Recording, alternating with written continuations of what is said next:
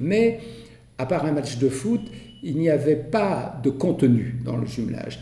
Et André Lang, ce qu'il souhaitait, c'était impliquer nos populations, toutes les strates de la population. Pourquoi particulièrement la raison historique, je viens de le dire, parce que c'était le premier jumelage, on était un exemple, on pouvait être montré du doigt et peut-être au contraire servir de dynamisme pour l'ensemble des autres jumelages qui depuis naissaient à peu près tous les mois, puisque c'est la plus grande concentration de jumelage entre villes dans le monde.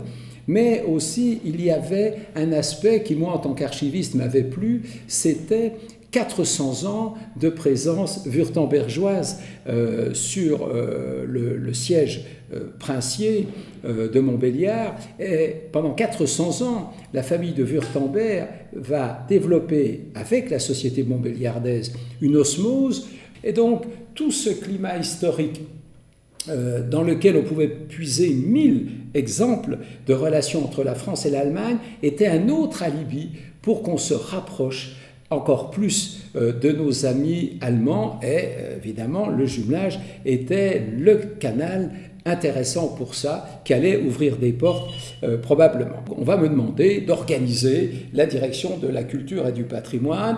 Je cède ma place des archives à de jeunes collègues et là je suis au premier rang pour dynamiser tous les secteurs de la vie culturelle et les orienter là aussi en direction de l'Allemagne.